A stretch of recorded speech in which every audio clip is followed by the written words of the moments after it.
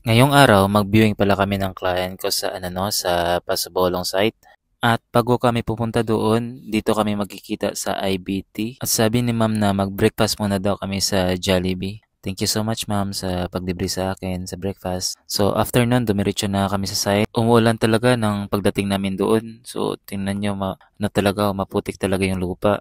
Mas okay din na na pumunta kami doon at least makita nila yung situations doon.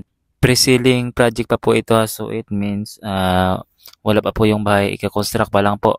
Package house and lot na po ito. At ang good news is, yung access road is isisemento ito ng developer. Parang compound kasi ito mahulog eh. Ang kagandahan pala sa site na to is malapit siya sa soon future international airport ng Zamboanga.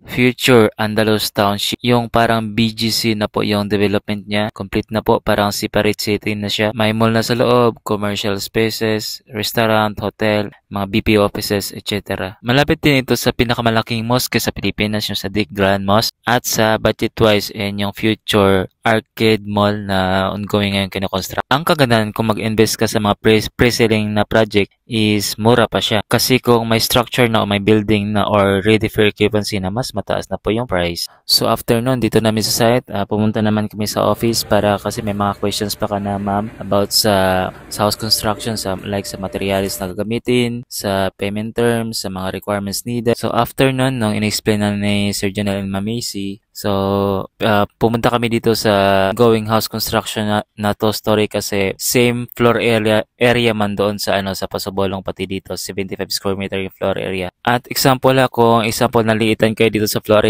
area na 75 square meter, mag-avail kayo dito.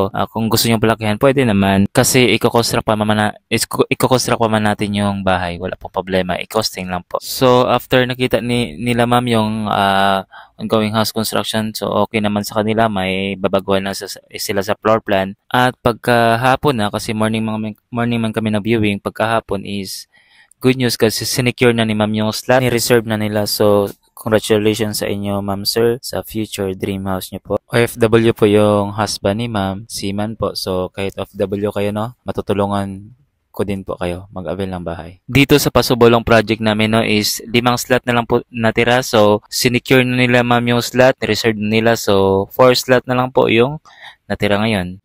At yun lang po. At kung naghanap na kayo ng bahay dito sa Zamboanga City, package house and lot na at kung may budget na kayo, isa po ako na makatulong sa inyo. So, yun lang. My name is Sylvester, your trusted real estate salesperson dito sa Zamboanga City. Thank you for watching.